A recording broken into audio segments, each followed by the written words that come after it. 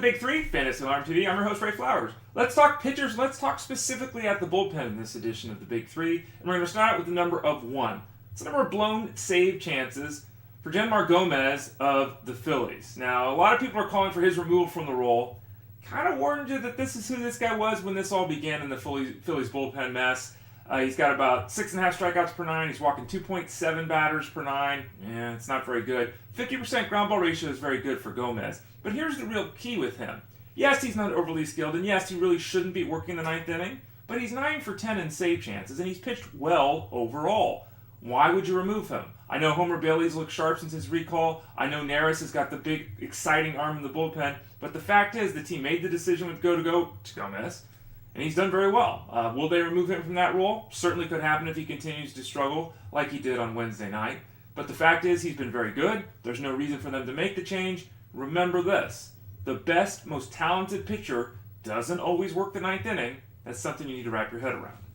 The next number is 0.81, which happens to be the whip this season of David Robertson of the White Sox. And he's had a great start to the year. But it's not that surprising. If you go back to the beginning of last season, we're talking about 72 outings for Robertson. He's striking out 12 guys per 9 innings.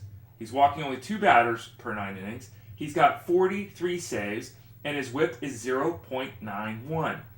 He's not talked about it as if he is an elite closer, but the fact is, David Robertson is an elite closer. He's been excellent since he joined the White Sox.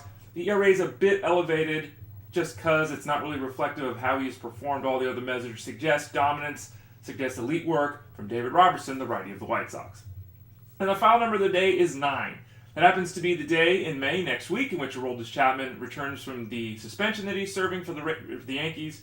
And it also happens to be the day in which he enters the 9th inning as the closer for the Yankees. No warm-up time for him at all. He's immediately going back into that 9th inning role that he was added to do. Obviously, Miller and Betances get knocked down a peg because of that. Still very valuable because of their overall talents.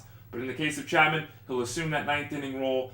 He struck out at least 100 guys in 4 straight seasons. He has the best strikeout to 9 ratio in baseball history at 15.4 per 9 innings. And he's also had at least 4 straight seasons with 33 saves. Tough to get to 100 strikeouts and 33 saves with missing a month this year. Could still do it. He's the most dominating left-handed pitcher we may have ever seen. May 9th, the day he returns, and returns to closing for the Yankees.